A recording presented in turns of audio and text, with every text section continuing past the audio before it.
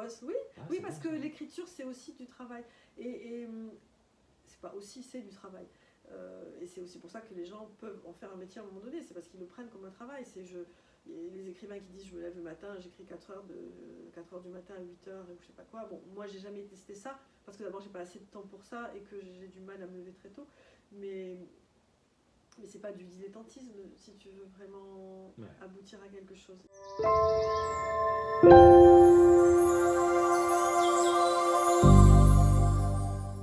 Bonjour à toutes et à tous, bienvenue donc sur ce nouvel épisode de la chronique Ne laissez pas vos rêves sans surveillance. Je suis très heureux aujourd'hui de vous accueillir et d'accueillir une de mes amies, Pascale Pujol, l'écrivaine.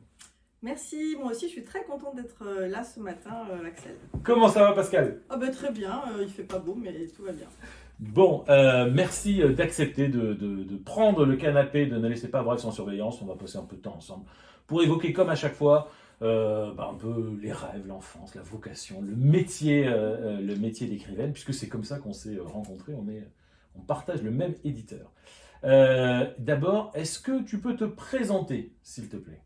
Eh bien, Pascale Pujol, donc moi j'écris depuis 10 ans, donc c'est comme ça qu'on s'est connus, mais j'ai une autre vie à côté, puisque j'ai été longtemps journaliste, et depuis maintenant une vingtaine d'années, je suis consultante, donc je manie plutôt les chiffres.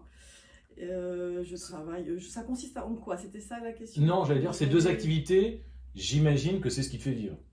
Ah oui, enfin le journalisme m'a fait vivre et aujourd'hui c'est mon métier de consultante qui me fait vivre, oui bien sûr. D'accord. Journaliste, tu étais... J'ai travaillé en presse professionnelle dans le monde du textile et de la mode.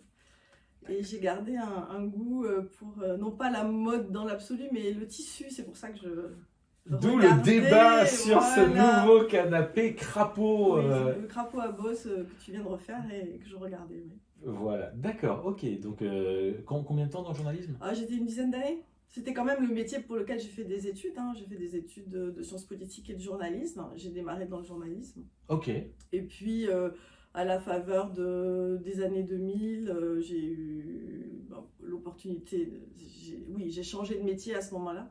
D'accord. Ça a été une aventure quand même de changer complètement de métier, de basculer. Pourquoi ras-le-bol Non, c'était un peu conjoncturel. C'était la première bulle Internet. Et donc j'étais partie du journal dans lequel je travaillais pour aller travailler dans un site Internet. Donc on est en 2000, donc ça c'est vraiment les débuts de tout ce qui était B2B notamment, pour animer la partie, on va dire, information d'un site B2B sur le textile. Et puis ce site a eu une belle vie mais très courte, et donc à un moment donné ça a fermé, la deuxième levée de fonds n'a pas pu se faire.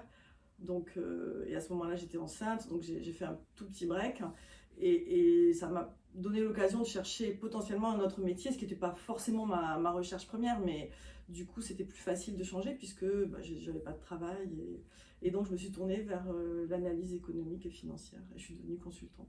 Ah oui, d'accord, donc tu as complètement quitté... Oui, complètement. Et comment tu t'es retrouvée dans l'analyse économique et financière ? En fait, dans mon métier de journaliste, j'avais croisé différentes personnes, notamment des gens qui faisaient des études économiques. Donc j'avais dans mon réseau, ce sujet m'intéressait, donc je suis allée un petit peu voir ce qu'il en était, rencontrer des gens dans cette boîte-là. Et de là, on m'a donné d'autres contacts, d'autres personnes, et j'ai découvert le métier que je fais actuellement, qui est un métier en fait de conseil auprès des instances du personnel dans les entreprises, c'est-à-dire ce qu'on appelait avant les comités d'entreprise, les CE, et ce qui s'appelle maintenant le CSE, le comité social et économique. J'ai découvert ce métier, et j'y ai vu des points de proximité avec le journalisme, parce que déjà c'est d'être un tiers. Le journaliste ou l'expert, il est toujours, son travail, il se fait toujours à l'extérieur finalement de son entreprise. C'est pas quelqu'un qui, il est obligé de sortir et de rencontrer des gens, d'aller interviewer, voilà. Donc il y avait ce point-là. Il y avait le point de l'écriture déjà, puisque le journalisme c'était de l'écriture, c'était un journal et après de l'internet. Et dans mon métier actuel, il y a aussi la production de rapports et donc utiliser aussi l'écrit. Donc j'ai vu ça comme passerelle intéressante, même si de fait les métiers sont très différents. Et voilà, et donc j'ai fait un petit saut, pas forcément simple, mais au début en tout cas. Et puis je m'y suis trouvée très bien. Donc j'ai appris beaucoup de choses et je continue d'ailleurs. D'accord, donc tu retrouves finalement pas mal de trucs dans le conseil par rapport au journalisme, c'est-à-dire aller interviewer des gens, chercher de l'information, Oui, alors c'est vérifier. vrai que je fais du conseil aujourd'hui et de l'expertise. Donc j'ai un cadre qui est plus contraint parce que j'ai des clients. Quand on est journaliste, on n'a pas de clients, on a des lecteurs et on a son indépendance totale. Là, j'ai quand même un cadrage de mon travail qui correspond à des missions avec des lettres de mission, D'accord. des choses très précises. J'ai toujours le lien à l'oralité parce que j'interviewe des gens et je cherche de l'information. Donc j'ai accès à des sources qui étaient pour moi inaccessibles avant en tant que journaliste parce que là je suis passée un petit peu derrière le décor et donc tout ce qui est chiffré, j'ai accès à beaucoup de choses dans tous les comptes des entreprises. D'accord.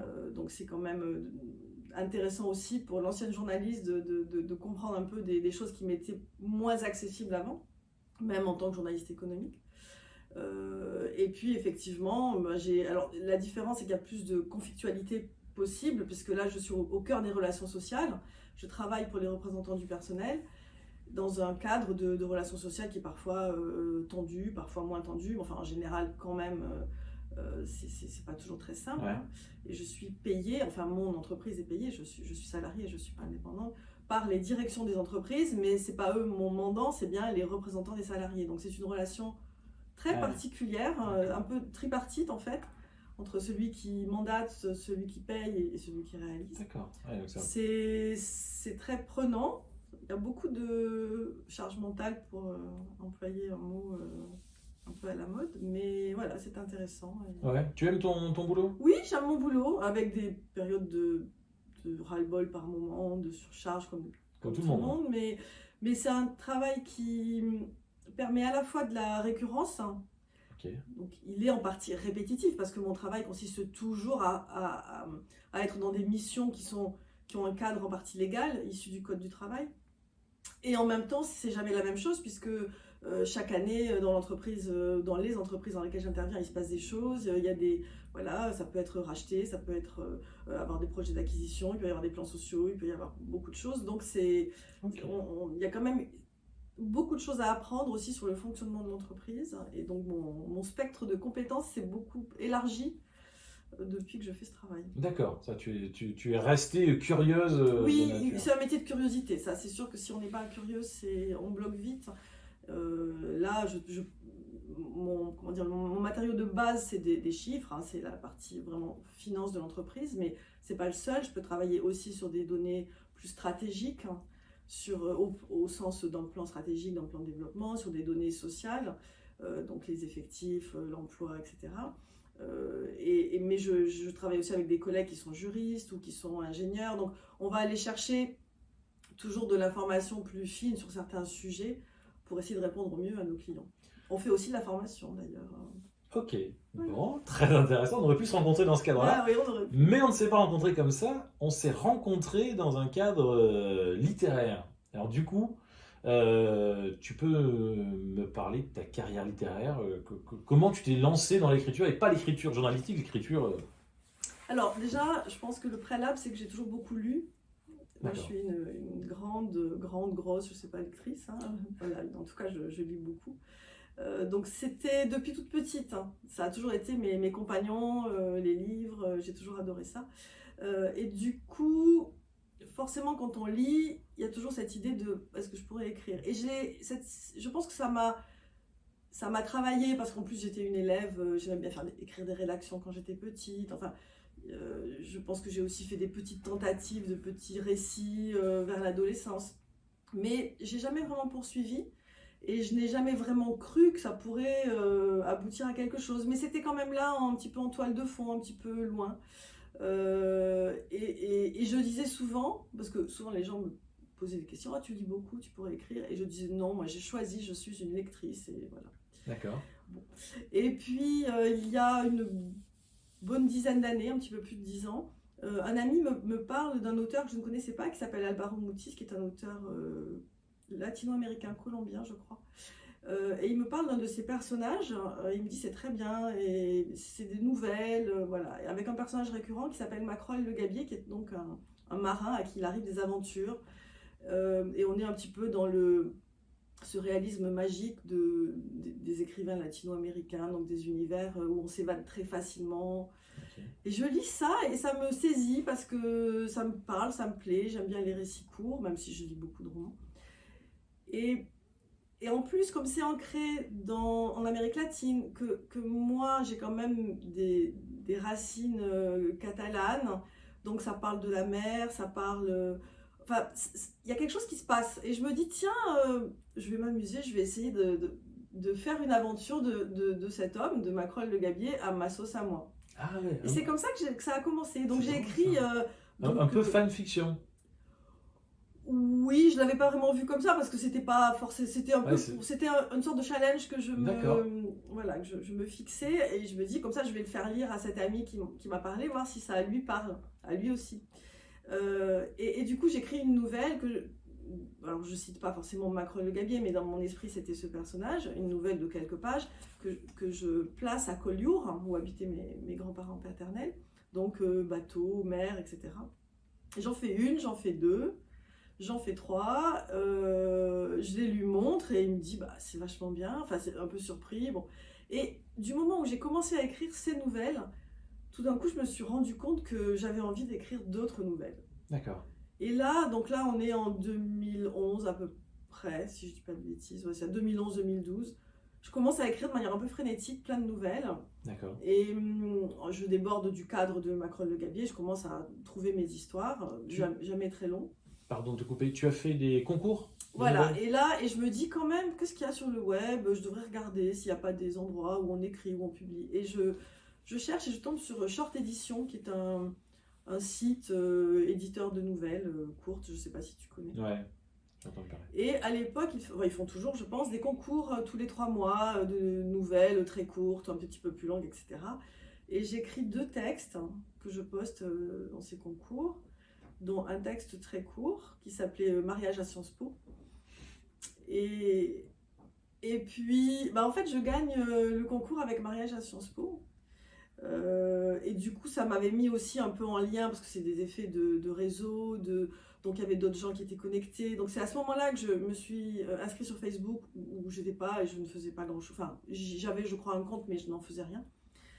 Et je commence à discuter avec des gens qui écrivaient, qui étaient certains depuis beaucoup plus longtemps que moi, certains avaient un petit peu publié. Alors, on est quand même dans le domaine des gens qui commencent ou Ouais. voilà, qui publient de façon très confidentielle, etc. C'est plutôt bienveillant, c'est sympa. Oui, On alors sent, bienveillant, il y a de tout, hein. Ah ouais? Alors je pense que ça a beaucoup changé, mais aujourd'hui c'est devenu plus...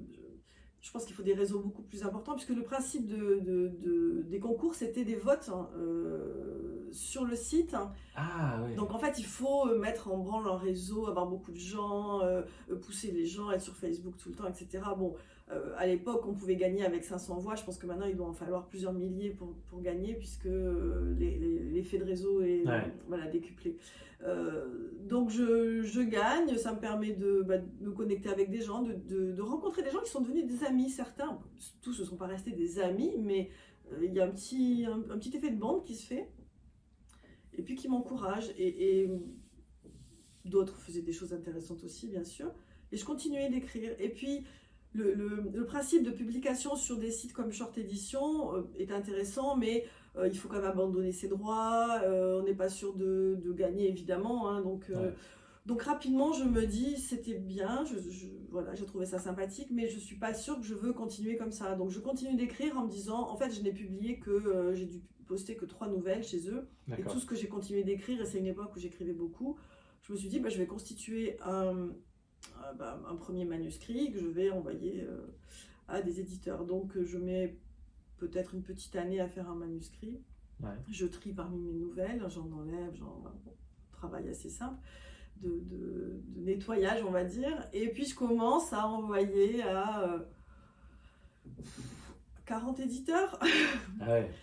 Bon, premier manuscrit envoyé avec toute cette une sorte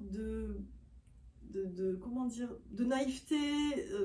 Je dis ça avec tendresse, hein, mais on a l'impression qu'il va se passer quelque chose en fait. Hein. Et donc on écrit, on se livre beaucoup. Donc je me souviens d'avoir écrit notamment, j'aimais beaucoup, j'aime toujours d'ailleurs beaucoup Sabine Vespizer, l'éditrice Sabine Vespizer. Je m'étais dit, mais oui, forcément, c'est pour elle. Bon, non, ce n'était évidemment pas pour elle, mais je lui avais écrit une lettre, pas très longue, mais où je lui disais effectivement que je sentais que ça pouvait marcher. Moi, j'ai écrit... Très sincère, ouais. Oui, parce que quelque part, au tout début, quand on se lance, on a encore cette... quand on ne s'est pas encore pris trop de claques, on a encore cette énergie, cet élan. Voilà, c'est une sorte d'élan. C'est tellement beau. Oui, hein. Et donc, une quarantaine. Mais au début, je ne choisis que des maisons. Plutôt, alors, j'avais quand même choisi des maisons qui publiaient de la nouvelle, mais... des éditeurs assez connus, et tout le monde me disait oui, mais tu sais, il y a aussi des petits éditeurs plus confidentiels. Oui, bah, on verra plus tard. Bon, et ceux-là, je les mets en fin de liste. Et puis à la fin, quand même... On se comprend. Voilà, voyons que... Attends, si Gallimard me refuse, voilà, peut-être que voilà. Donc, je verrai plus bas. Voyant que ça ne donnait pas grand-chose, je commence à envoyer à quelques éditeurs plus spécialisés en nouvelles, donc Quadrature, notre éditeur de nouvelles commun. Mais Quadrature, je pense que c'est toujours le cas aujourd'hui. Patrick, si on regarde... Ils disent que, à l'époque, je crois qu'ils disaient qu'ils mettaient jusqu'à, je crois que c'était 6 mois de lecture, quelque chose comme ça, 3 ou 6, je sais plus. Ouais, c'est et qu'ils disaient en gros, bon bah de toute façon, voilà, n'attendez pas de réponse tout de suite, etc. J'envoie ça, on doit être tout ça, tous ces envois doivent se passer en début d'année, je sais, peut-être 2012, 12, 13, peut-être 2013. Et puis, pendant l'été, je suis en Ariège, dans un tout petit coin perdu, dans une chambre d'hôte qui était tenue par des amis. Je marche, enfin je randonne, je marche plutôt que je randonne, mais je me balade, il n'y a pas de réseau. Et puis quand même, au milieu des bois, j'entends piou piou, un petit machin, et il y avait un message. Et donc c'était Patrick qui me disait, ben, on a essayé de vous joindre plusieurs fois, on n'y arrive pas, mais c'était... Mais pas de panique, votre manuscrit nous intéresse. Et donc, prenez le temps, rappelez-moi, etc. Et donc là, on était début août, hein, vraiment la période très très creuse. Bon, évidemment, donc ça, je suis là avec mon petit téléphone portable au milieu d'une petite forêt en train de marcher. Il fait beau, on doit être le 5 ou le 6 août. Et voilà, donc c'est le début de l'aventure. Même si Short était déjà un petit bout d'aventure, mais on était sur autre chose. Première fois qu'un éditeur te rappelle, c'est quand même quelque chose, quoi. Et donc, très rapidement, ils me disent ce qu'ils ont dû te dire à l'époque. Alors, attention, vous n'allez pas gagner d'argent avec nous. On vous le dit tout de suite, vous ne verrez pas vos livres en librairie, mais nous, on est toujours là, sur les salons, etc. Bon. Et puis, vous aurez un vrai livre, etc. Bon. Et donc, là, l'aventure, c'est Fragments d'un texto amoureux, le premier recueil de nouvelles, oui. Qui est juste derrière, la pause publicitaire. Voilà. Et donc c'est le démarrage avec du coup présence sur quelques salons, puisque notamment la Foire du Livre de Bruxelles, puisque c'est le salon important en Belgique, donc le salon de Quadrature. Et en même temps, au moment où ils acceptent ce manuscrit, en Ariège, où j'écrivais, je m'étais dit tiens, je vais essayer un roman, peut-être une histoire un peu plus... Et donc je démarrais juste l'écriture d'un roman et j'avais plutôt envie d'aller sur quelque chose de très différent de mes nouvelles. Mes nouvelles, elles étaient plutôt en général dans le registre de l'intime, dans le registre un peu de l'introspection, des histoires d'amour, des choses... On se retrouve, on se perd, voilà, donc des choses plus potentiellement un petit peu tristes. Et là, tout d'un coup, envie d'écrire des choses drôles et puis surtout d'être sur une longueur, un texte beaucoup plus long. Et je commence ce travail-là. Alors peut-être que le fait de savoir que j'allais être publiée me booste aussi. Et en 6 mois, je boucle un manuscrit de roman qui est donc Petit plat de résistance. Voilà. Deuxième moment publicitaire. Voilà, c'est lui. Et donc en fin d'année... Tu remarques que j'ai lu tous tes bouquins. Oui, mais alors moi j'ai pas lu tous les tiens, mais une partie quand même. Hein. On fera le point tout à l'heure. On fera la compta. Et du coup en fin d'année, donc j'étais plutôt bien parce que mon recueil de nouvelles allait sortir, puisqu'il était quand Quadrature me l'a accepté en août, c'était pour une sortie si je dis pas de bêtises, en mai suivant. D'accord. Donc je sais que j'ai cette sortie à venir. Et en fin d'année, je boucle mon manuscrit de roman. Et en tout début d'année suivante, bah, je commence à envoyer de nouveau le jeu de mes manuscrits. Et là, je m'étais dit, bon, ma fille, peut-être pas 40 ce coup-ci, on va Ouais. essayer de cibler un petit peu mieux. Et je me dis, ce roman, il lui faut une couverture gaie, déjà parce que je trouvais que c'était une comédie, donc il y avait besoin de vie sur la couverture. Voilà, on est dans de temps en temps c'est même burlesque, je me dis, peut-être le dilettante. Je prépare quand même d'autres manuscrits à envoyer. Je dois envoyer, j'ai plus en tête, mais peut-être une dizaine ou une douzaine. Ouais, donc beaucoup plus ciblé, quoi. Voilà, plus ciblé. Et au bout d'un mois, à peine, je reçois un coup de fil un lundi matin. J'étais au bureau à mon poste de travail. Le téléphone sonne et Dominique Gaultier, qui est le patron du Dilettante, m'appelle. Et alors évidemment, on s'attend jamais, puisque oui, en fait, ce qu'il faut aussi savoir pour ceux qui voudraient écrire, c'est qu'un éditeur ne vous répond jamais par courrier. Et quand il vous veut, il vous appelle. Donc évidemment, quand on se trouve dans la boîte aux lettres des enveloppes d'une maison d'édition, en général, c'est qu'il y a une mauvaise nouvelle dedans. Hein, donc voilà. Et donc le téléphone sonne, je ne connaissais pas le numéro, et Dominique Gaultier qui me dit oui, et donc je voulais savoir, est-ce que votre manuscrit est toujours disponible? Ah oui, oui, oui, bien sûr. Il me dit, mais je vois que vous avez un éditeur de nouvelles, vous êtes, enfin un autre éditeur, vous êtes certaine que ça ne l'intéresse pas? Je lui dis, bah non, puisque comme c'est un roman. Bon, bah écoutez, ça serait bien qu'on se voit. Alors j'étais prête à y courir. Hein, Tout de suite voilà. Bah, j'arrive. Oh, j'y suis allée le lendemain, donc il n'y a pas eu beaucoup de... Ok. Voilà, et donc il me reçoit très gentiment avec quelqu'un de son équipe. Et puis il me dit, écoutez, j'ai 2-3 petits... Alors, dans le monde quand même des éditeurs, on ne dit jamais tout à fait je vais vous publier. Hein. C'est pas, il y a des mots qui sont un peu... Tout est sous-entendu. Ah Donc ouais. avant vraiment de le dire, enfin en tout cas de mon expérience, les choses se disent un petit peu entre les lignes. Et donc là, il y a bah, votre texte nous a plu, etc. Il y a 2-3 choses, voilà, est-ce que vous pourriez nous éclairer? Là, je pense qu'on pourrait retravailler. Et là, bah, je dis, mais voilà, ça vous intéresse? Et il sourit, il dit oui, oui, oui. Voilà. Et donc, en 2 jours, finalement, j'ai su que j'allais. Et il me dit, ça sera pour la rentrée prochaine. Alors, du coup, on était en 2014. Il me dit, ce sera pour la rentrée littéraire de septembre 2015. Est-ce que ça vous gêne? D'accord. Oh non, non, non. Je dis non. Bon. J'ai rien d'autre. Non, j'ai rien d'autre Alors, c'est vrai qu'on comprend vite quand on écrit qu'on est sur des temps longs quand même. Et que du coup, voilà, il faut avoir ça en tête et ne pas être trop impatient. Alors, je pense qu'il y a des expériences d'autres personnes, d'autres auteurs qui pourraient dire que leurs bouquins sont sortis en 4 mois. C'est sûrement, ça doit exister aussi. Moi, j'ai eu plutôt des expériences où on choisissait mon manuscrit, mais que finalement, il était programmé beaucoup plus tard. Ouais. Et donc là, bah, je saute un peu d'un ou deux niveaux, on va dire, en termes d'accompagnement et surtout d'accompagnement du livre au moment de sa sortie, c'est-à-dire la visibilité. Visibilité, oui, la presse, la diffusion, puisque là on rentre dans le monde des éditeurs qui ont une diffusion, donc qui sont présents dans les librairies, et non pas des éditeurs qui vendent les livres un petit peu à la commande ou uniquement sur les salons.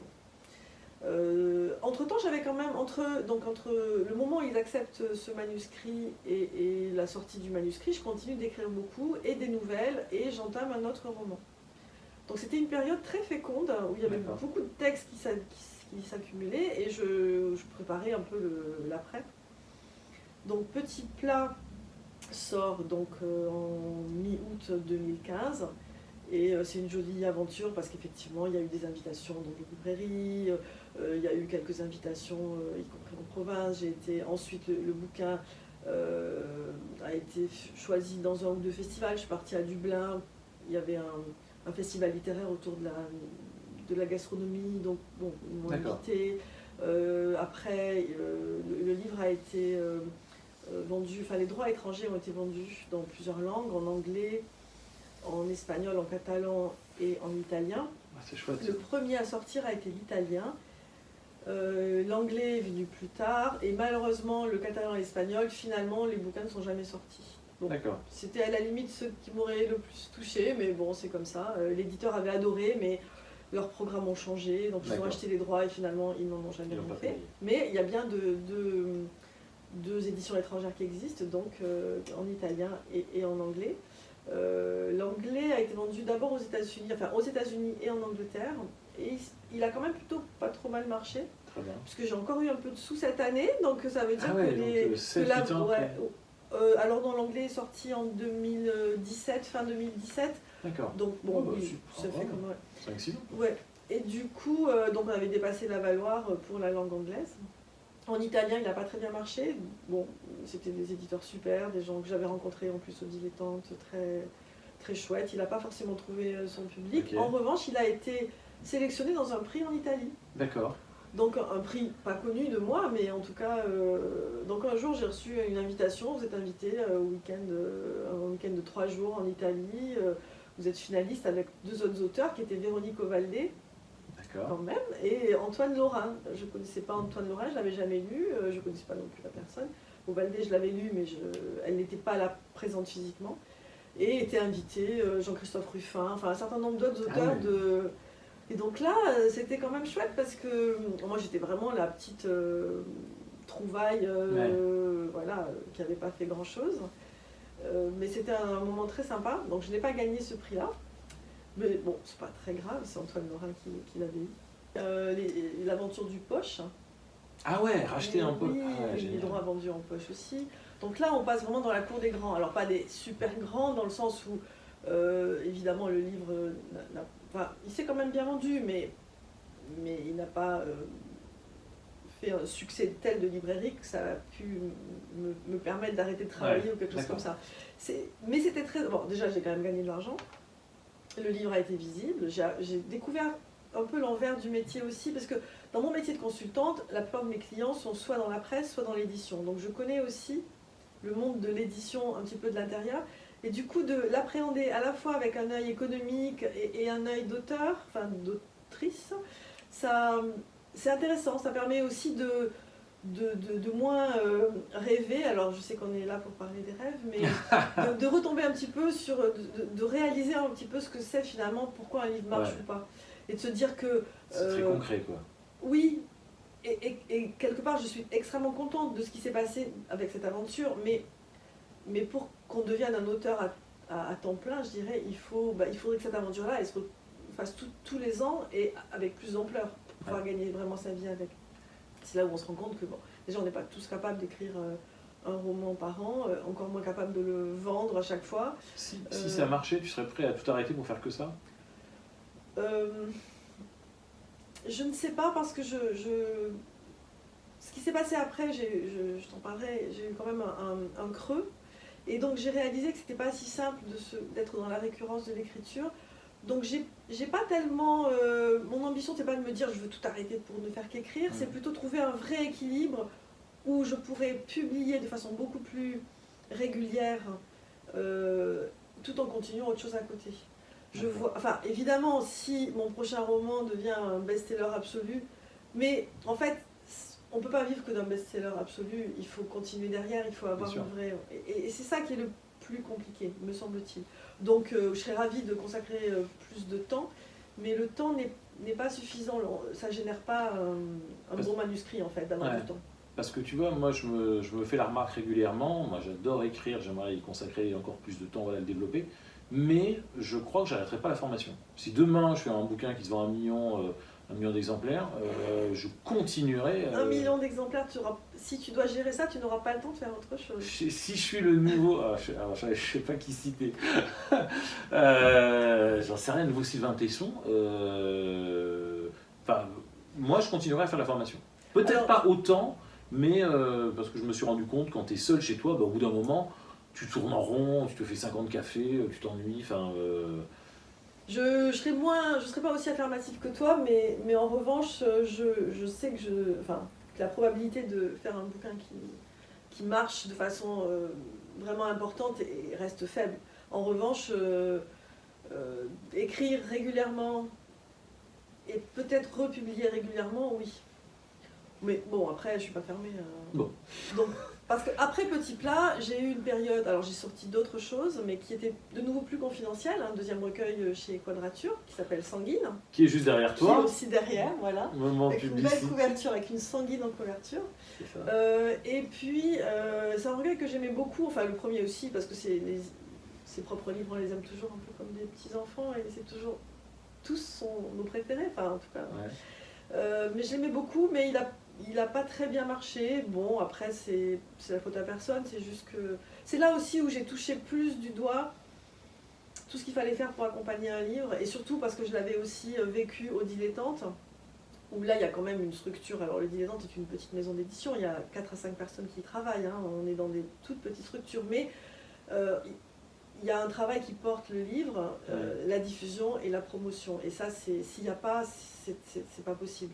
Donc, un travail d'édition sans diffusion, comme malheureusement ou avec une très faible diffusion, comme beaucoup de maisons indépendantes ont, enfin, ou n'ont pas, c'est très compliqué d'aboutir à des ventes importantes. Le livre n'est pas visible, donc comme il n'est pas visible, il ne peut pas être acheté. Et donc tout se joue sur le réseau. Or, moi, j'ai pas vocation à convaincre tous les gens que je connais d'acheter mes livres. C'est pas pour ça que j'écris, en fait. Ouais. C'est vrai qu'il faut se bouger, il faut le défendre. Oui, mais il faut le défendre. Tu ne peux le défendre que là où tu connais. Donc c'est ton réseau qui est mis en permanence à ta librairie du coin de la rue. Alors tu es là, oui, bonjour, je suis auteur. Donc déjà, les libraires qui voient un auteur passer la porte, ils n'aiment pas ça. Moi, ma librairie m'a envoyé balader. Bah oui, je suis pas étonnée. Je suis pas étonnée parce que... J'ai changé de librairie. Non mais moi, pareil, je lis beaucoup, je leur laisse je sais pas combien de centaines d'euros. Ils m'ont dit non. Ils m'ont dit, ouais, ça pour faire... comment ils m'ont dit on va pas se faire chier pour quelques ventes. Ah, d'accord, oui, c'était clair. Bon. Mais du coup, j'ai encore ma carte de fidélité, je te dirais le nom de la librairie. Je ne vais pas leur faire de pub. Pour les millions d'abonnés de ma chaîne, oui. ne sauraient pas où ne pas aller, c'est pas grave. Non, mais je pense qu'ils sont sollicités, ils sont sursollicités par beaucoup d'auteurs qui font de l'auto-édition, de l'édition à compte d'auteur. Et donc, du coup, il y a toujours une espèce de petite... Je pense qu'il y a un côté, pour aller dans ton sens, un peu cheap. C'est malheureux, mais ça fait un peu le mec qui va démarcher lui-même sa librairie. C'est pas le boulot de l'auteur, non. Ouais. C'est le boulot d'une équipe de diffusion, d'un directeur commercial, ou alors il faut qu'il y ait eu un travail de promotion avec des choses dans la presse, etc. Après, non, mais défendre son livre, c'est bien, mais ce que je veux dire, c'est que quand on écrit, c'est pour être lu par des gens qu'on ne connaît pas, en fait. Pas forcément pour être lu par sa famille, ses amis. Tant mieux si les amis et la famille apprécient, mais le but n'est pas de devenir... Enfin, en tout cas, moi, je n'ai pas ce tempérament-là. Il y a des auteurs, peut-être, qui peuvent prendre leur petit baluchon de livres sous le bras et aller toquer à des portes. Ouais. Mais en général, quand on est chez un éditeur qui en a un petit peu les moyens, c'est vraiment le travail de l'éditeur. Et ça, donc du coup, toi, tu as vécu ce côté passé chez un gros éditeur. Oui, alors chez un petit gros, dans la cour des grands, le Dilettante est un éditeur qui est très connu, mais qui est une toute petite maison, hein, je l'ai dit, 12 livres par an, ce qui est plutôt bien d'ailleurs, ça veut dire qu'il y a vraiment des choix, et il y a 4 ou 5 personnes qui y travaillent. D'accord. Mais effectivement, qu'il y a une ligne éditoriale, dans le sens en tout cas qu'il y a des choix très personnels du patron et de l'équipe, mais ça change beaucoup de choses. Ouais. Tout d'un coup, le livre, il est vendu à l'étranger, on a fait une édition en gros caractère aussi. D'accord. Donc voilà, il y a un petit plat de résistance en corsaise qui existe, donc je pense qu'il y a beaucoup de personnes qui ont des soucis de vue, qui ont dû le lire, ça s'est plutôt bien vendu, c'est bien. Il était en bibliothèque, donc tout d'un coup c'est vrai et puis on est quand même un petit peu sollicité pour faire des signatures, alors pas des choses, j'ai pas passé des mois et des mois à tourner en France, mais je suis allée à Toulouse, je suis allée à Reims. C'est le côté sympa du job, quoi, oui. de rencontrer des gens qui te lisent. Alors tiens, une petite anecdote, je suis allée à Perpignan, moi je suis de Perpignan, et donc le libraire, la principale librairie de la ville, le libraire m'a dit j'adore et tout ça, il faut que tu viennes. Donc j'arrive toute contente, c'était dans ma ville. Et puis ils ont une organisation, la librairie est sur plusieurs niveaux, et là où ils reçoivent les auteurs, c'est au dernier étage, et donc il n'y avait personne. Il Il y avait, Ah, pas de public? il y avait ma belle-sœur, il y avait... Tu vois, tu disais on peut pas vendre qu'à la famille. Oui, voilà. On est quand même content de temps en temps. Ma belle-sœur, sa tante, il y avait la maman d'un copain d'enfance à moi. Ouais. Ah, c'est dur. Et je crois qu'il y avait un monsieur qui faisait qui venait assister dans la librairie à toutes les rencontres d'auteurs, mais en disant très bien, mais moi j'achète jamais.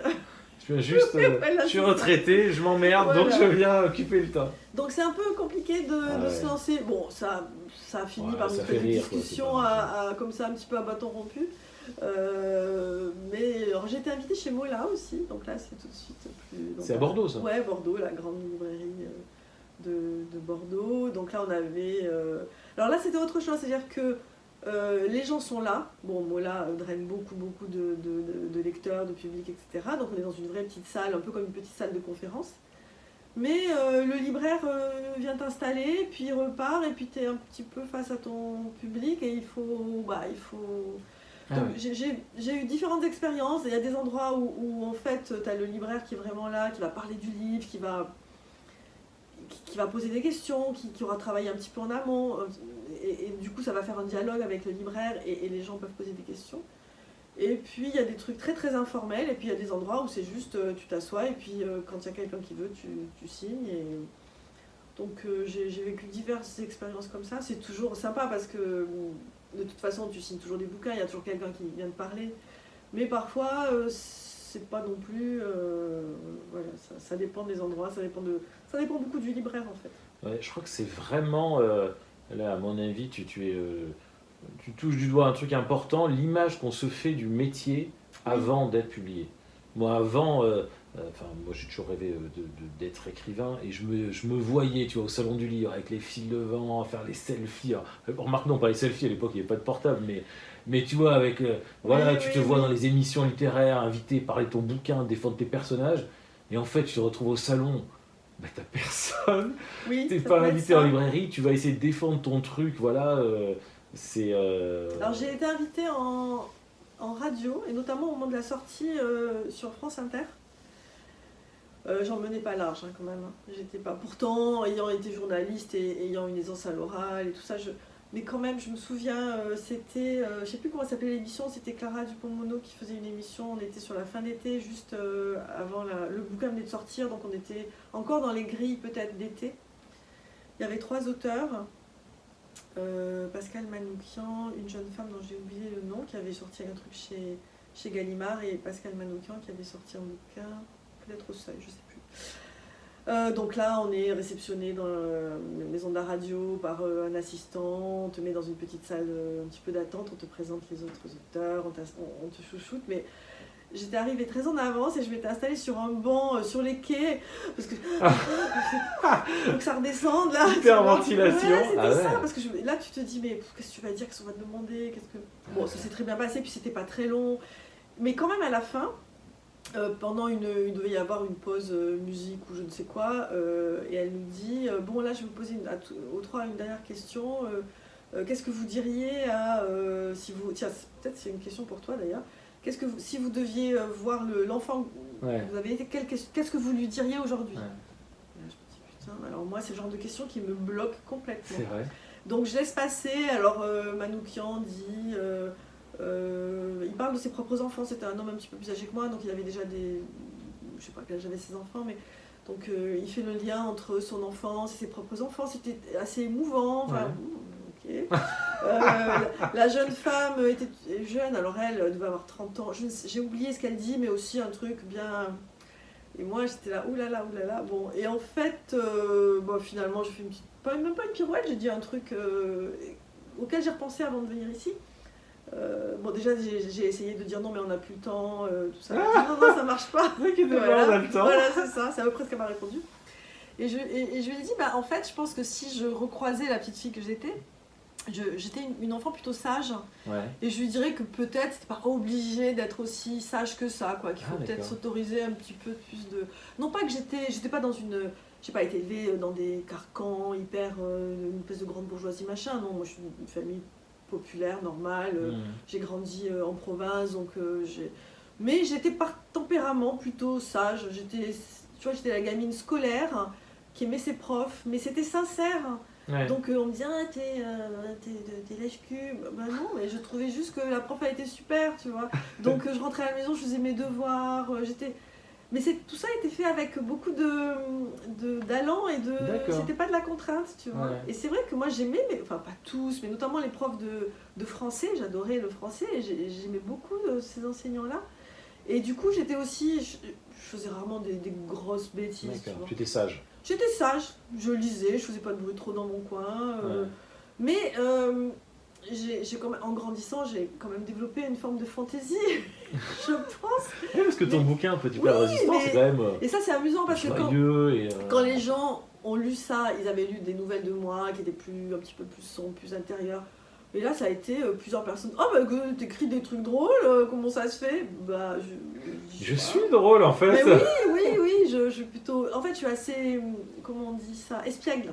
D'accord. Mais petite, je dirais dans l'âge du primaire, j'étais quand même encore dans mon cocon, quoi. Voilà. Donc, du coup, je dis ça, et après, je me suis dit, bah oui, en fait, tu t'en es bien sorti, mais dans le fond, c'est assez vrai. C'était assez sincère de me dire, voilà. D'accord. Donc, pour les expériences intéressantes, voilà, j'avais été interviewée dans d'autres radios, mais des Alors, radios régionales.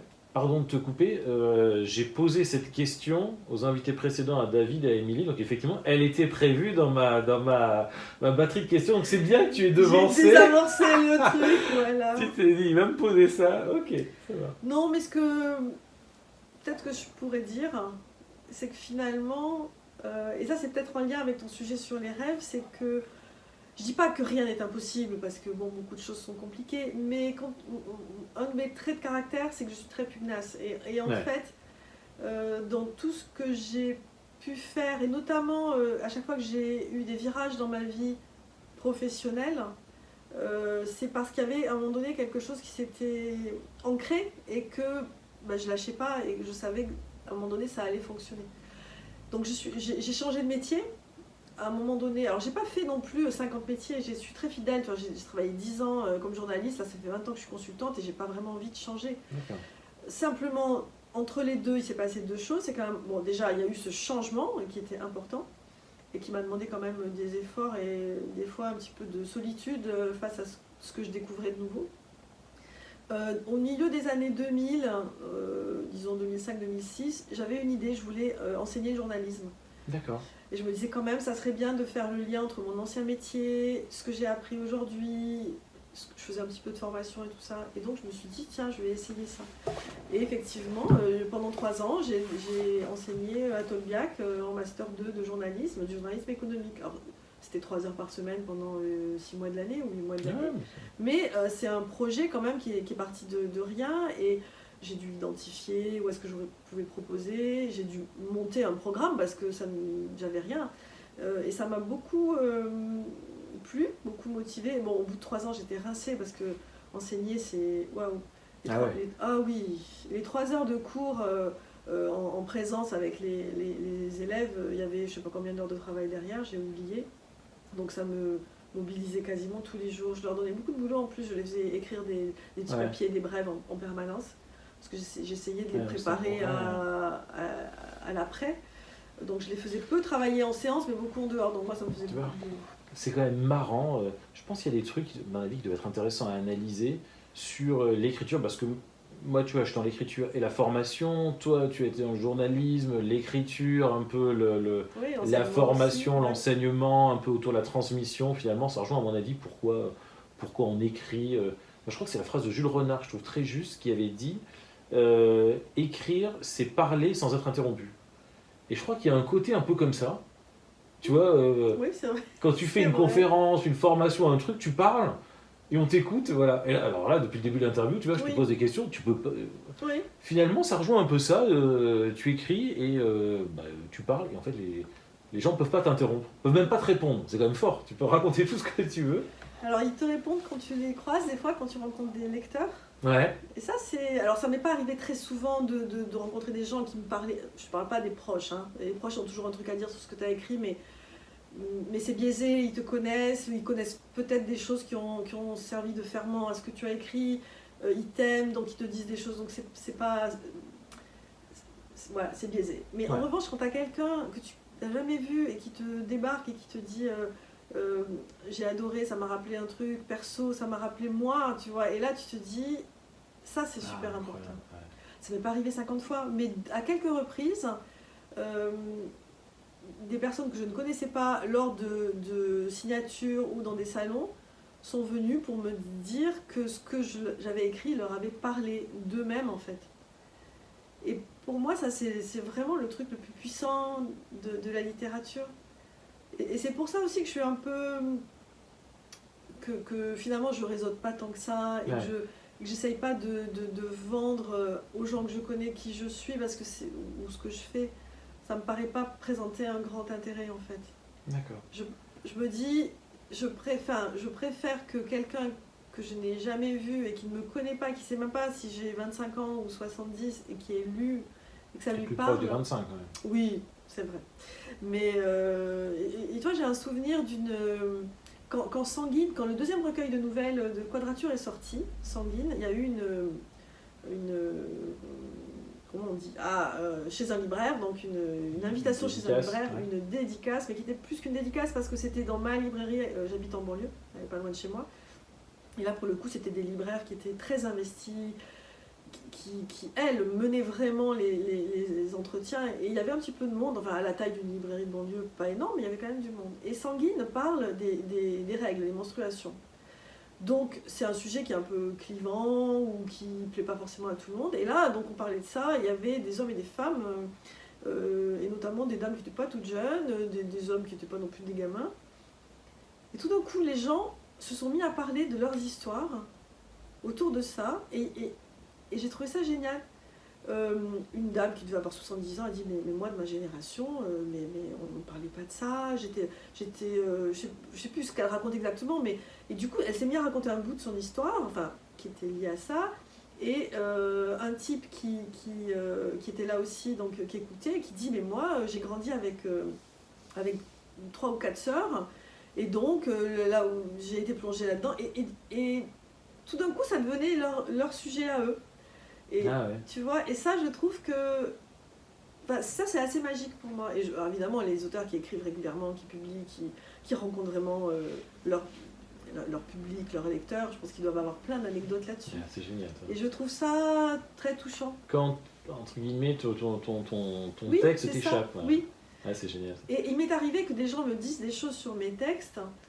Alors pas sur Petit Plat, qui est une comédie où il n'y a pas tellement de double fond, en fait, dans le sens où on n'est pas dans le registre de l'intime, on n'est pas dans des choses très secrètes, mais que ce soit dans Sanguine, dans le fragment d'un texto amoureux ou dans un autre livre que tu n'as pas là et qui s'appelle Je vous embrasse, qui est paru chez Lunatique. Comment ça se fait d'ailleurs, Axel? Je l'ai pas lu. Attends, moi j'ai lu. Si t'as dû le lire. Il y a une fleur dessus sur la couverture. Oh bah je te l'amènerai la prochaine fois. Attends, parce que moi j'en ai lu un autre, une nouvelle que tu as fait dans un recueil collectif sur le voisinage, oui. que j'ai pas mis là. Non. Non, alors Je vous embrasse, c'est une nouvelle un peu longue. Ah ouais. Là, bon, mais isolée. Oui, toute seule, parce que Lunatique publie des textes courts comme ça. Et ça parle d'une relation amoureuse qui est un peu, on pourrait dire, une relation de séduction qui est complexe, qui avance, qui n'avance pas. Bon, et je l'offre à une amie, elle le fait lire à une de ses voisines à Bruxelles, donc la voisine je la connaissais pas, et un jour je vais là-bas et je suis invitée à dîner et la voisine est là. Et elle me dit, mais le mec dont tu parles, c'est pas possible, c'est le mien, c'est mon histoire que tu as racontée. C'est drôle. Et ça c'est... Et là tu te dis, bah oui, là il faut que je continue. Et là ça donne envie de continuer d'écrire. Tu vois, parce qu'elle était, mais... Convaincue. Alors évidemment, tu vois ce que je veux dire, c'était du second degré, mais elle était, le truc elle l'avait pris pour elle, c'était quelque chose qu'elle avait vécu, ce que je décrivais, super. Tu vois. Et ça, je me suis dit, bah ça c'est génial. Moi, ça m'a fait ça quelques fois. Moi, ce que j'adore, c'est quand les gens m'engueulent ou s'engueulent à propos de mes personnages. Ça m'était arrivé pour Le Bruit du rêve. Une nana qui m'avait dit, Milou, c'est une héroïne d'une des nouvelles, m'a dit oh, je l'adore, j'aimerais tellement la rencontrer, ou qui m'avait dit la jeune fille au début, j'avais envie de la secouer. Puis je leur avais dit mais ça n'existe pas ces gens. Enfin, mais si. Bien sûr qu'ils existent. Et c'est ça qui est quand même le miracle de la littérature, Oui. c'est quand même dingue, quoi. Oui. T'as des Donc, gens qui... Ouais. Bon, question Augustin Trapenard, La Grande Librairie. Oui. Pascal Pujol, est-ce que tu sais pourquoi tu écris? Alors, non, je suis pas capable de. Alors, j'ai fait des ateliers d'écriture au moment où j'ai commencé à écrire. J'ai suivi des ateliers d'écriture chez Gallimard. C'était assez intéressant. Et j'ai d'ailleurs rencontré Leila Slimani avant qu'elle ne prenne son envol. Donc, à un moment donné, on a été à un niveau. Bon, là, il y a un petit décalage. Et à la fin de l'atelier, c'était pourquoi j'écris. Elle a produit un texte. Voilà, qui montrait toute l'ambition qu'elle avait. Et moi, j'ai écrit un truc d'une serpillière pour tourner. Je sais même plus, j'ai dû essayer encore de répondre à côté. Enfin, je sais pas. Je savais pas à ce moment-là. J'ai écrit un peu plus depuis. Et alors, je sais ce que ça me fait quand j'écris et que c'est bien. Si c'est publié, c'est le genre de choses dont on vient de parler. Alors je peux même pas te répondre vraiment parce qu'il m'est arrivé après ces périodes d'écriture assez intenses où sont sortis assez rapprochés finalement le premier recueil de nouvelles, puis Petit Plat, puis un deuxième recueil de nouvelles. J'ai aussi écrit d'autres choses qui n'ont pas été publiées, soit parce que bon, j'ai pas présenté, soit parce qu'elles n'ont pas trouvé d'éditeur. Et suite à ça, j'ai traversé une période finalement assez longue où je n'ai plus écrit. Et je n'arrivais pas à retrouver ce besoin que j'avais d'écrire quelques années avant. Et ça m'a beaucoup perturbée. Et donc, ça m'a aussi... je me suis dit, il faut aussi être très modeste. Voilà. Et je me suis dit, peut-être que finalement, c'est aussi une période de ma vie, que ce ne sera pas toujours. Donc j'ai été très hésitante sur ma poursuite de carrière, non pas parce que je sentais que à ce moment-là, j'avais visiblement rien à dire. Ah oui, donc tu t'es dit, Oui. à un moment, carrément, je pourrais arrêter. Je me suis dit, il faut être réaliste. Tu n'écris plus rien pas. à dire. Tu n'écris pas. En tout cas, je ne sais pas si j'ai à dire ou pas, mais je n'arrive pas à aligner 3 mots. J'avais des projets qui étaient en cours, qui s'arrêtaient, poum, comme ça. Je les relisais, je disais, ouais, c'est pas mal, mais maintenant, il va se passer quoi dans ce... Ouais. Et donc, il y a eu une période comme ça, un peu beaucoup, creuse. Et puis, doucement, je me suis remis à écrire, mais ça a été un process beaucoup plus douloureux qu'au début, c'est-à-dire que c'était beaucoup plus lent. Il y avait des grandes périodes de jachère, alors qu'avant, quand j'ai écrit Petit Plat, je l'ai écrit d'une seule traite en 6 mois, tout en travaillant à côté, hein, mais en 7 mois. D'accord. C'est quand même le texte le plus long que j'ai écrit, et celui que j'ai mis le moins de temps à écrire. Un peu euphorique, quoi. Oui, c'est ça, c'était une évidence, quoi. C'était tous les soirs, on écrivait, les week-ends on écrivait, les vacances on écrivait, et hop, le truc était plié au bout de 7 mois. Et ça, je me disais, mais c'est comment j'ai fait. J'avais oublié à ce moment-là la sensation presque physique de ce besoin de... Et quand je reprenais un texte, je le lisais, je m'arrêtais à la dernière ligne écrite et il ne se passait rien. D'accord. Et puis, finalement, j'ai recommencé un texte petit, une nouvelle, et je me suis accrochée, mais en mettant beaucoup, beaucoup, beaucoup de temps, j'ai réussi de nouveau à boucler une grande nouvelle. Je l'ai faite lire à 2 amis, mais qui sont dans le monde de l'édition, donc c'était vraiment pas le regard d'amis que je voulais, mais le regard un peu pro. Ils m'ont dit, bon, c'est sympa, mais c'est court ton truc là, c'est pas possible, ça c'est tout serré, c'est tout, il faut que ça prenne de l'ampleur. Bon, j'ai dit non, je peux pas. Et puis, bon, j'ai laissé. Et 1 an après, je me suis dit, ouais, peut-être quand même, allez, on y va. Et j'ai repris ce texte et je l'ai doublé de taille. Et je me suis rendu compte qu'effectivement, les personnages, ils avaient vraiment des choses à dire. Alors que dans la première version, ils étaient dans un carcan, chacun, tout était très ciselé, mais très, très contraint finalement. Et là, quelque chose est revenu. Donc, je ne peux pas te dire en moi ce qui avait changé, c'est impossible. Donc, et pourquoi j'ai repris à ce moment-là? Probablement, j'avais une disponibilité d'esprit que je n'avais pas avant. Mais bon, je ne peux que le dire a posteriori. Et ce texte, je l'ai terminé, et ce texte va sortir très bientôt. Enfin, nouvel instant promo. Voilà, mais non, pas encore le livre. Voilà, et ce bouquin a trouvé preneur, et c'est le Dilettante qui le reprend. Donc je suis aussi très heureuse, parce que ça m'a redonné confiance Et voilà, donc c'était quand même... quand je l'ai présenté à l'éditeur, je lui ai amené le manuscrit, il m'a rappelé le lendemain à 11h. D'accord. Pour me dire, allez, hop, on y va. Super. Donc, ça sortira bientôt, là Ouais, enfin début mai. Bon, on va suivre ça. Ouais. Ça marche. Très bien. Qui sont les gens qui t'inspirent? Je sais pas. Je ne sais pas. Que ce soit des gens de ta famille, ton entourage, ou des personnalités. Tu veux dire qui m'inspirent pour l'écriture, hein, ou qui m'inspirent dans la vie? Parce que j'ai du mal à raisonner comme ça. Je suis pas... J'aime plein de gens, mais je pense pas que je pose les choses comme ça. D'accord. Dans la vie en général, je me dis pas, tiens, j'aimerais faire comme machin ou comme bidule, des grands personnages historiques ou des grands auteurs. Non, ça j'ai pas. Et dans l'inspiration d'écriture, je pense que mon expérience d'écriture me montre que tout est inspirant. Mais ça, on s'en rend compte des années après. Il m'arrive de... Attends, j'essaie de me souvenir. Tu es très perméable au monde. C'est-à-dire tu lis, tout ce que tu vois. Oui, il m'est arrivé d'écrire des choses où je suis allée plonger dans un souvenir très ancien dont j'ai fait quelque chose, mais des souvenirs qui sont bien antérieurs à ma vie d'écriture. Des souvenirs y compris d'enfance ou de jeunesse. Ils étaient là, et puis à un moment donné, j'ai eu besoin pour le propos qui était mené à ce moment-là, d'aller piocher là-dedans. Et ça, je le constate. Et c'est pour ça que quand les gens me disent, ou même moi, en tant que lectrice, je lis un livre, et je me dis, mais qu'est-ce qui est finalement un peu vrai, un peu faux par rapport à l'auteur?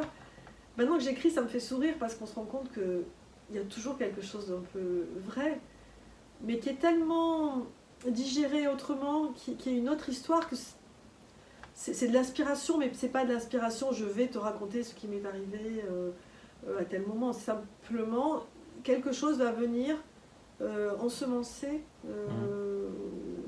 l'histoire, l'intrigue que je suis en train d'écrire, ou la relation entre deux personnages, qui m'appartient un peu, mais que je vais donner à un personnage, et qui va en faire peut-être autre chose que ce que moi j'ai vécu à l'époque.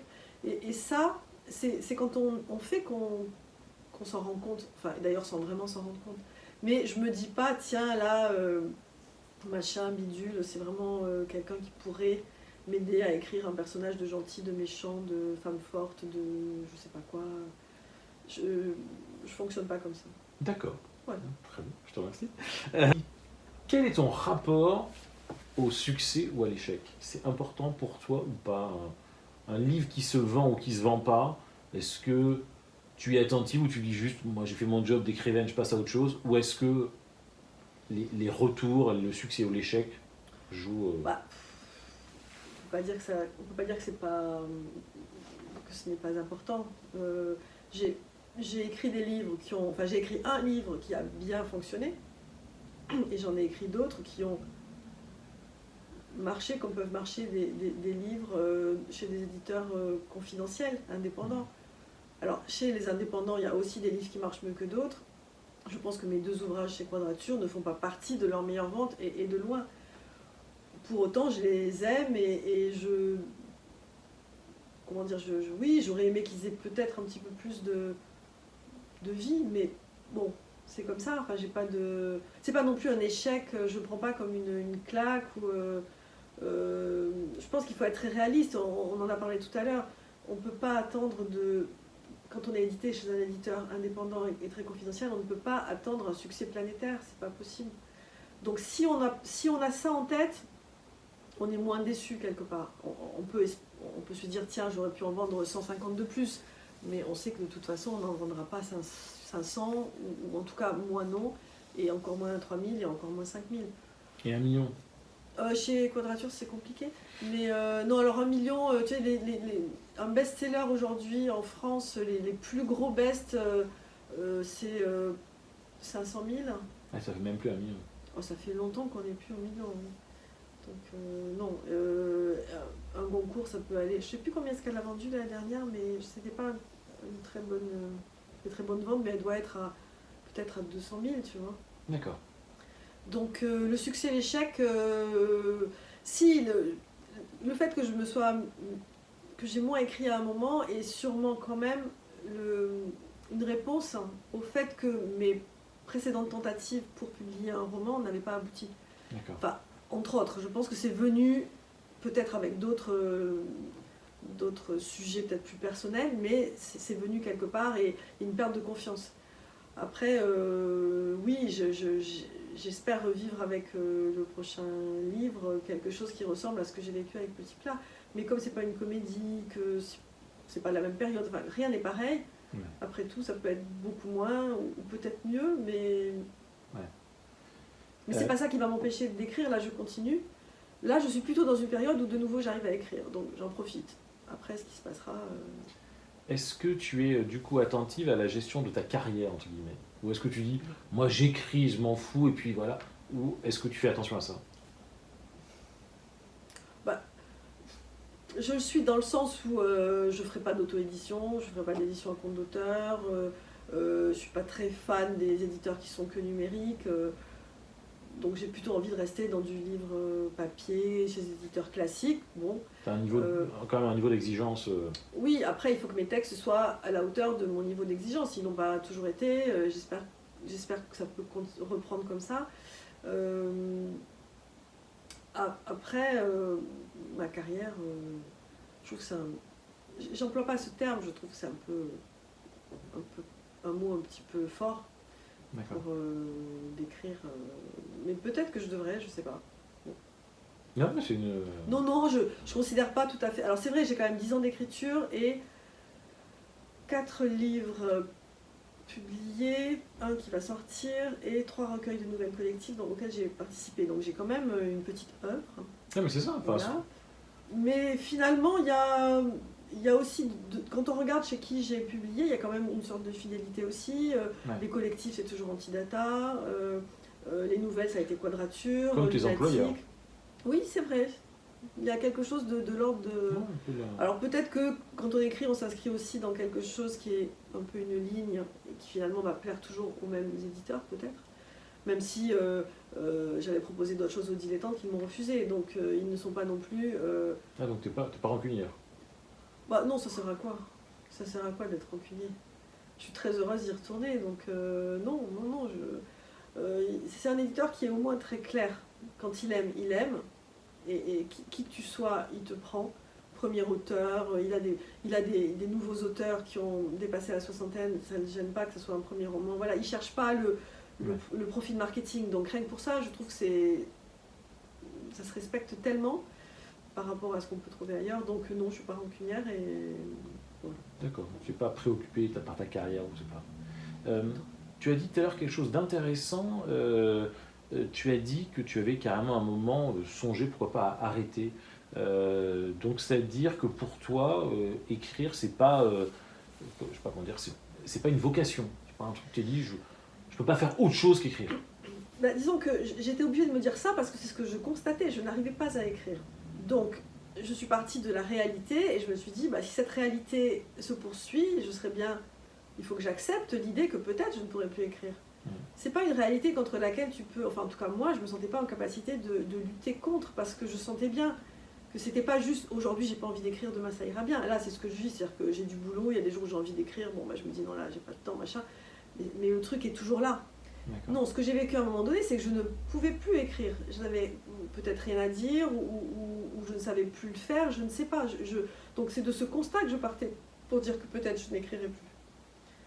Parce que je pense qu'il faut être réaliste aussi. Alors j'avais l'envie de pouvoir continuer.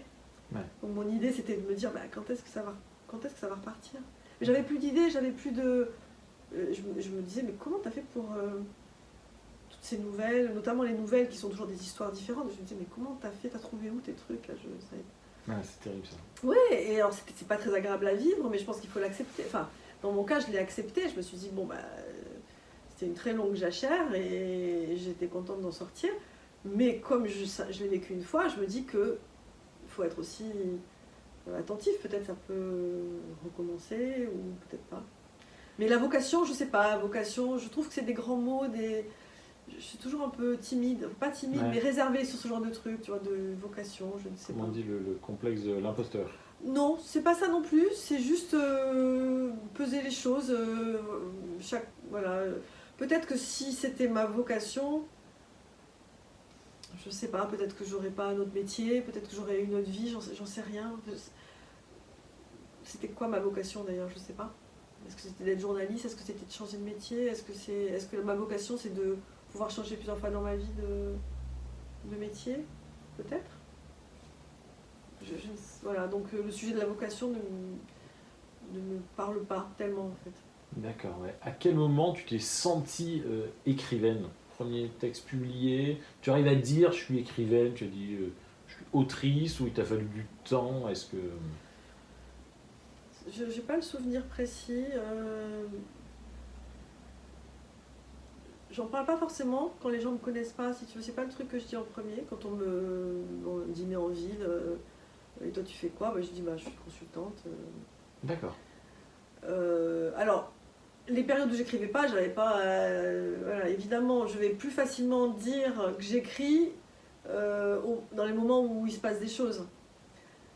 Donc j'en parle volontiers, mais c'est pas une sorte de pudeur en fait. C'est pas du tout un syndrome de l'imposteur parce que si on n'arrive pas à le dépasser, on peut rien faire. Si on se dit que tout a été écrit, que de toute façon, si tu commences à mettre le doigt là-dedans, tu peux pas écrire. Donc ça, je l'ai mis de côté.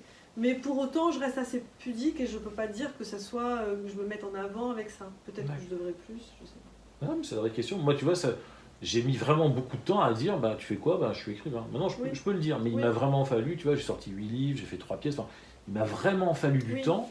Alors, je connais quelqu'un qui a publié un bouquin, immédiatement, il arrive, il dit je suis écrivain. Alors, dans la mesure où j'ai un métier où je suis salarié à côté, c'est plus compliqué. Toi, finalement, tu es plus libre. Je peux difficilement dire. Je peux pas considérer que mon métier est tellement un métier prenant aussi, c'est pas qu'un métier alimentaire, c'est aussi un métier d'investissement. Donc je peux pas complètement dire oui, je suis écrivain et à côté je fais un boulot pour gagner. Voilà, je trouve que ce serait pas tout à fait juste. Mais c'est vrai que je sais pas à quel moment. Peut-être avec la sortie de Petit Plat, ça a dû quand même. Prendre plus facilement tournure et j'étais plus capable de le dire parce que je rentrais un peu dans la cour des grands. D'accord. Pascal, c'est quoi les prochains rêves que tu as encore à réaliser? Ah, les prochains rêves.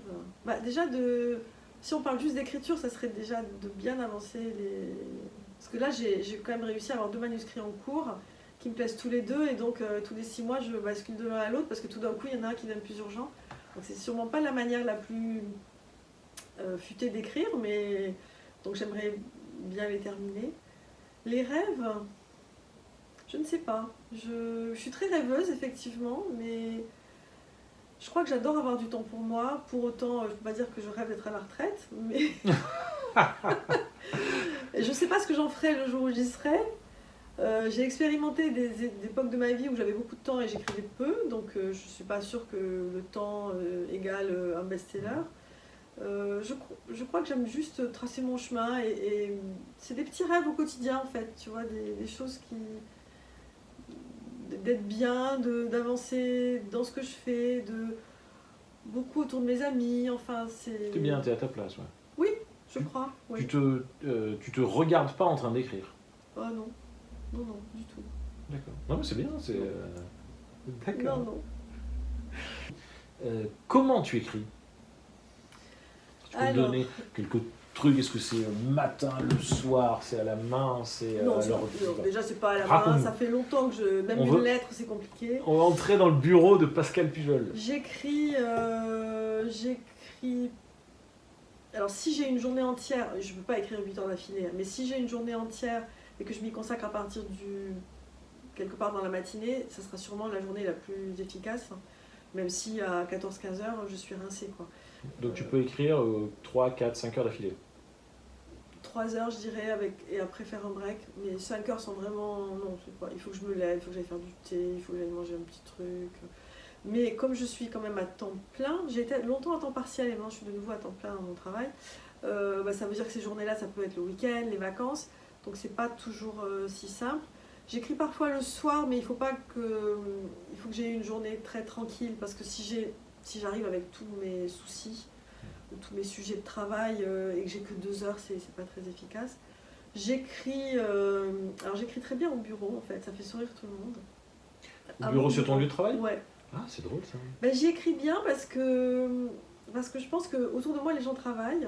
Bon, je suis dans un bureau où je suis seule en ce moment, donc je ne suis pas très dérangée, mais l'ambiance est quand même, donc, il y a des plateaux, des bureaux à côté, les gens sont dans une activité de travail. Et du coup, ça me dit que moi aussi, quand j'écris, je travaille. Alors que chez moi... Ah, c'est drôle ça. Chez moi, alors j'écris aussi chez moi, bien sûr, ou sur mes lieux de vacances, mais je vais être plus facilement... je peux me lever... C'est un peu le sujet du télétravail, en fait. Tu vas étendre la machine parce que finalement tu t'es dit que c'était bien de... Voilà, donc oui, tu travailles, mais après t'attends, je sais pas, t'as un mec qui vient te livrer un truc, tu te lèves, tu vas chercher.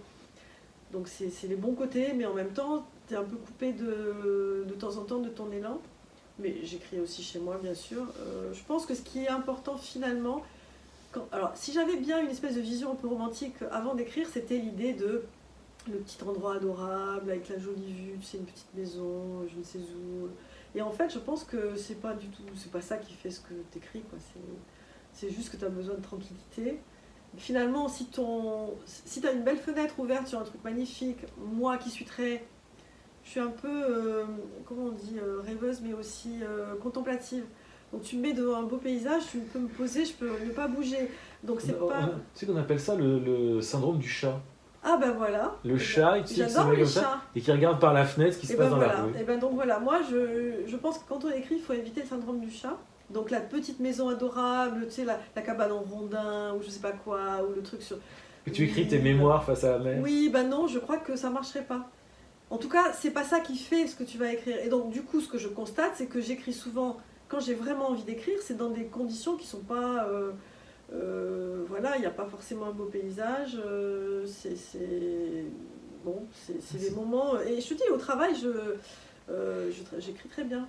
Parce que je suis... Alors, c'est aussi parce que même si chez moi j'ai un bureau à part, un siège de travail, etc., ceux de mon boulot sont de meilleure qualité, l'écran est plus grand, donc je pense que ça aide aussi. Tu bosses quoi? Je bosse, oui. Oui, parce que l'écriture, c'est aussi du travail. Et c'est pas aussi, c'est du travail. Et c'est aussi pour ça que les gens peuvent en faire un métier à un moment donné, c'est parce qu'ils le prennent comme un travail. Les écrivains qui disent je me lève le matin, j'écris 4 heures du matin à 8 heures, ou je sais pas quoi. Bon, moi j'ai jamais testé ça, parce que d'abord j'ai pas assez de temps pour ça et que j'ai du mal à me lever très tôt. Mais c'est pas du dilettantisme si tu veux vraiment aboutir à quelque chose. Il faut quand même se donner un cadre. Or, c'est ce que j'avais perdu quand je n'arrivais plus à écrire, parce que du coup, c'était une espèce de vacuité, je voyais pas bien ce que j'allais faire. Et là, j'ai retrouvé ça, c'est-à-dire la capacité à se replonger dans le texte, à sortir les copies papier, à gribouiller, à enlever, à recommencer.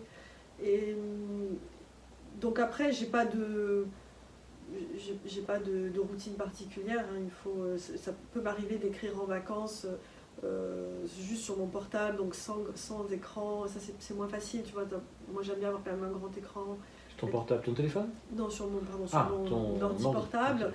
Mais c'est pas tout à fait la même chose que d'avoir un écran plus grand, un clavier à part, etc.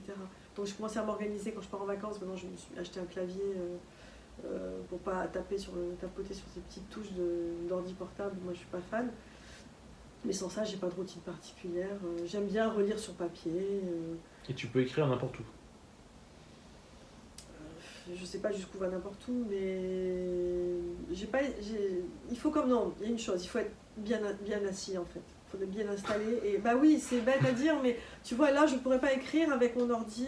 Si, je peux taper un mail avec mon ordi posé sur les genoux, mais je pourrais pas faire mon écriture de fiction comme ça.